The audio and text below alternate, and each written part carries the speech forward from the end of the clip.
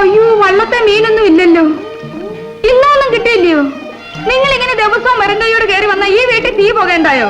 നീ ചെന്ന് മീനായിട്ട് വയലോട്ട് വീടി വെട്ടിക്കണ്ടിച്ച് നാളെ മുതലാളിക്കൊണ്ട് വിൽക്കാം. കേട്ടോ പപ്പിച്ചേട്ടാ? പിന്നെ അല്ല, ഞാൻ നാക്കെടുത്ത് പോയി ഈ മനുഷ്യനെങ്ങ് ദേഷ്യവാ.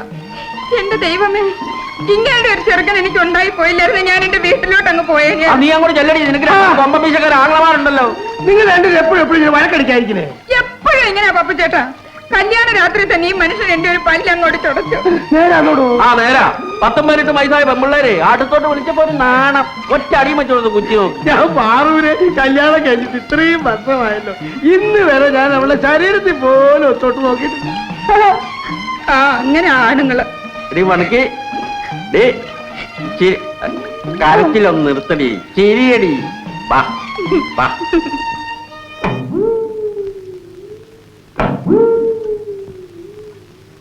അവിടെ നിൽക്കാടെ, അവിടെ നിൽക്കാൻ നാശം കിടക്കുവാണോ ഇതങ്ങ്?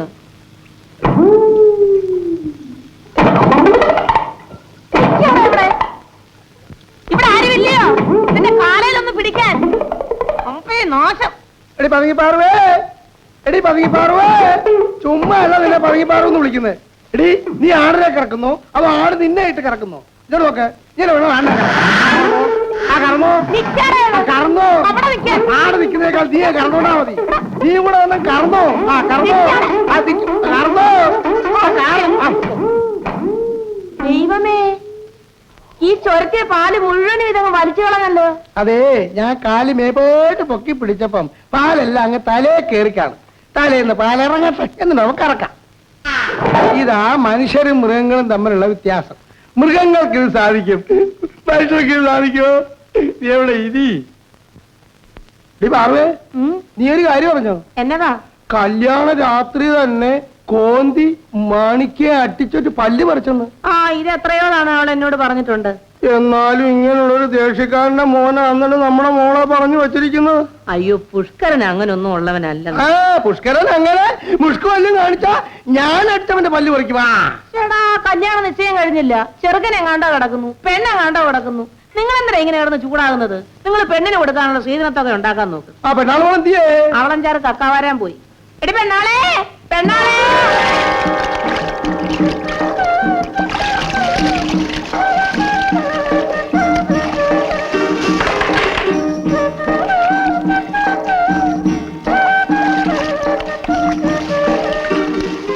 അപ്പോഴേ പെണ്ണാളെ, പറഞ്ഞു തീർന്നില്ലല്ല. നിനക്ക് ആ പുഷ്കരം പ്രേമക്കത്തുകളൊക്കെ അയക്കാറുണ്ടാ? അയ്യോ പിന്നെ, ചേച്ചിക്ക് കാണണോ? ആ,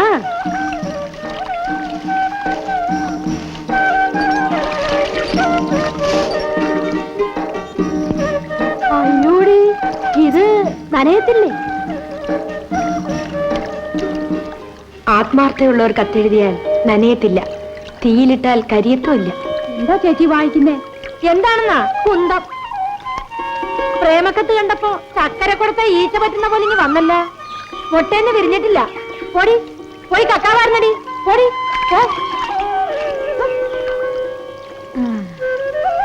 എന്റെ സ്നേഹമുള്ള പെണ്ണാളെ, നിന്നെ സ്വപ്നം കണ്ട് കണ്ട് എന്റെ ശരീരവും മനസ്സും മരവിച്ചു. അടുത്ത കാർത്തിക മഹോത്സവത്തിന് കൊടിയേറ്റിന് ഞാൻ അവിടെ വരും. നമുക്കൊരുമിച്ച് വേണം ഉത്സവം കാണാൻ പോകാൻ. എന്റെ ശ്രാന്തി, എനിക്കിതുപോലൊരു കത്തയച്ചു തരാൻ തനിക്ക് കഴിയുന്നില്ലല്ലോടാ കാലമാടാ. എന്താ ചേച്ചി കരയുന്നേ? എന്റെ പെണ്ണാളെ, നിന്റെ പുഷ്കരനെ പോലെ എനിക്കും ഒരു കാമുകനുണ്ടായിരുന്നു. അയാൾ ഈ കായലിൽ കൂടെ ബോട്ട് ഓടിച്ചുകൊണ്ട് നടന്ന ഒരു ശ്രാങ്കായിരുന്നു. അപ്പോൾ കാർത്തിയാനി ചേച്ചി ഇതുവരെ കല്യാണം കഴിച്ചിട്ടില്ല അല്ലേ? കഴിക്കാമെന്ന് പറഞ്ഞ് അയാൾ എന്റെ കൂടെ നടന്നു. അയാളുടെ പേരെന്താ? അയാൾ ഓടിച്ചിരുന്ന ബോട്ടിന്റെ പേര് തന്നെയാ അയാളെയും വിളിച്ചിരുന്നത്, ബഹദൂർ ശ്രാങ്ക്. ചേച്ചി, രൗഡിപ്പാച്ചൻ, രൗഡിപ്പാച്ചൻ.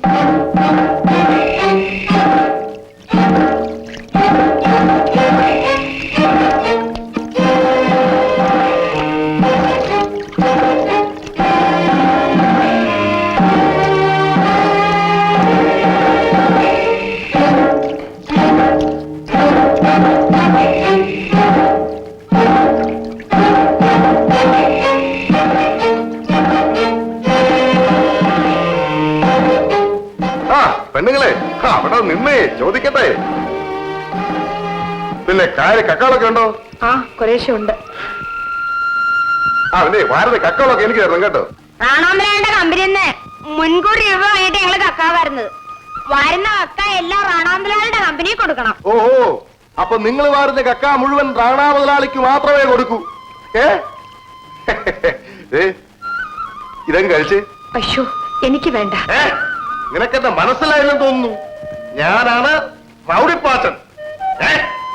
2 പെണ്ണുങ്ങളെ 6 ആണുങ്ങളെ ഒരൊറ്റ കുത്തിനെ കൊന്നിട്ട് 2 തൂക്കിക്കൊല, 2 ജീവപര്യന്തം, 2 കരുതളവ്, ഇത്രയും ശിക്ഷിച്ചിട്ട് ഉറിപോലെ ഇറങ്ങി പോന്നവരാണ് ഈ റൗഡിപ്പാച്ചൻ.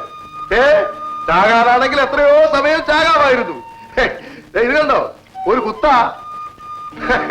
പിന്നെ നിങ്ങളോടൊക്കെ എനിക്ക് യാതൊരു വൈരാഗ്യമില്ല കേട്ടോ. പാച്ചന്റെ കമ്പനി അറിയാമല്ലോ, പാച്ചൻ കമ്പനി. വല്ലപ്പോഴും ഒക്കെ അത് ഇറങ്ങിയും കേറിയും ഒക്കെ പോയാ നിങ്ങൾക്കൊക്കെ കൊള്ളാം. ഞാൻ കാത്തിരിക്കും. വരാതിരിക്കല്ലേ വെള്ളാളെ. എടാ ചട്ടമ്പി, പുഷ്കരൻ ചേട്ടൻ ഇങ്ങ് വരട്ടെ, നിന്റെ കരഞ്ഞ കുറ്റിക്ക് 2 തെരയിക്കാം.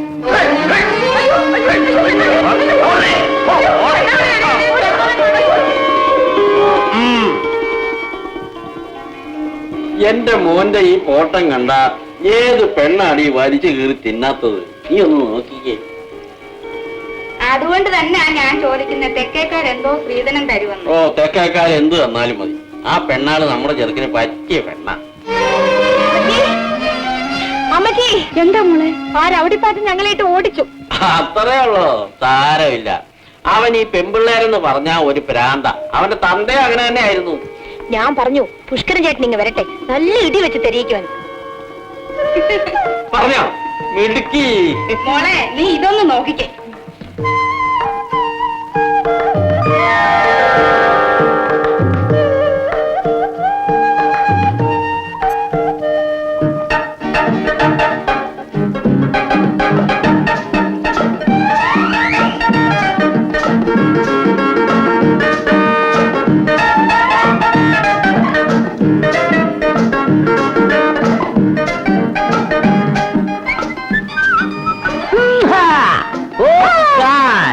എന്റെ പൊന്നുകിളിയെ ഞാൻ വിചാരിച്ചു നീ വരില്ലെന്ന്. മോഹൻ എനിക്കെന്തോ പേടി തോന്നുന്നു.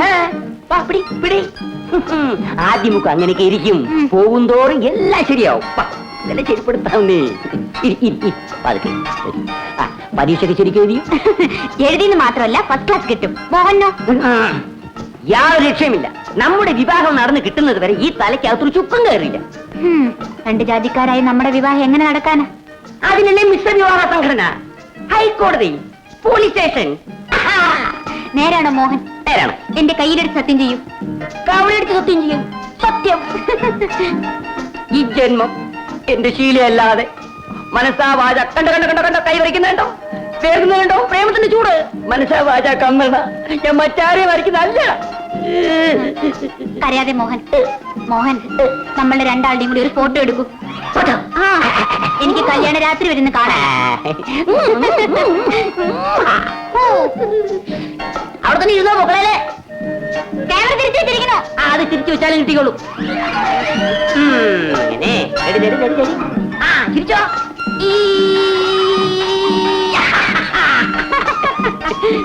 സാറ് എന്റെ കല്യാണത്തിന് വരണം. തീർച്ചയായും വരാം. പുഷ്കരന്റെ പെണ്ണിന്റെ വീട് എവിടെയാണ്? പെണ്ണ് എന്റെ അയൽവകത്തുള്ളതാ. ഞങ്ങള് കൊച്ചിലെ കുറച്ച് സ്നേഹത്തിലൊക്കെ ആയിരുന്നു. അപ്പോൾ ഇവിടെ നിന്നും തിരിഞ്ഞു പോകാൻ തന്നെ തീരുമാനിച്ചു അല്ലേ? അല്ല, അവിടെ വല്ല ഫോട്ടോ സ്റ്റുഡിയോ മറ്റോ ഇട്ട് അങ്ങനെ കഴിഞ്ഞുകൂടാമെന്നാണ് വിചാരിച്ചിരിക്കുന്നത്. ഈ റോളിന് ഡെവലപ്പ് ചെയ്ത് 3 കാപ്പി വേണം.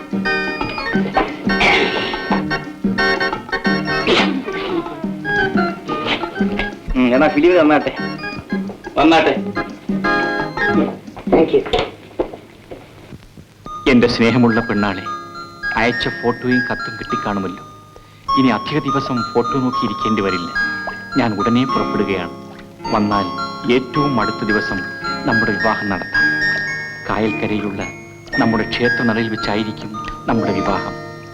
പണ്ടൊരിക്കലെ പോലെ പൂനിലാവത്ത് തോണിയും തുഴഞ്ഞു വേണം നമ്മുടെ ആദ്യത്തെ രാത്രി.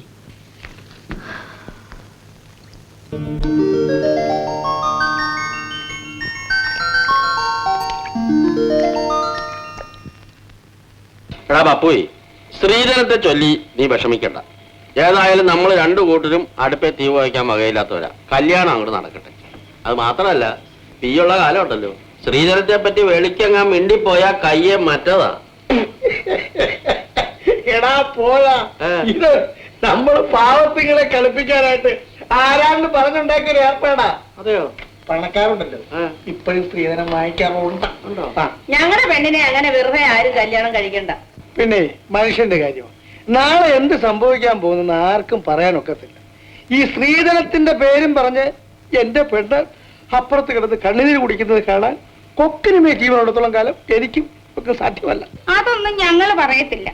കടവും വിലയും വാങ്ങിക്കണ്ടല്ലോ എന്ന് വിചാരിച്ച് ഞാൻ പറഞ്ഞതാ. പിന്നെ നിങ്ങൾക്ക് തന്നേ പറ്റത്തുള്ളൂ നിർബന്ധമാണെങ്കിൽ ഞങ്ങൾ വേണ്ടാന്നിട്ട് പറയുന്നുമില്ല. ഇവിടെ കോന്തി, നീ പറഞ്ഞതുപോലെ മേളം 4-ാം തീയതി തന്നെ കല്യാണം അങ്ങ് നടത്താം. നല്ലൊരു മുഹൂർത്തം ഉണ്ട് അന്നേക്ക്. പുഷ്കരൻ എന്നാ വരുന്നേ? പുഷ്കരൻ എന്ന് വരുന്ന തോന്നുന്നത് വ്യാഴാഴ്ച ഉച്ചയ്ക്ക് 12 മണിക്ക് ഇവിടെ ഉണ്ണാനെത്തുവന്ന് പറഞ്ഞില്ലയോ? അവൻ എപ്പോഴാ വരുന്നെന്നുള്ളത് അവൾക്ക് നല്ല നിശ്ചയമാണ്.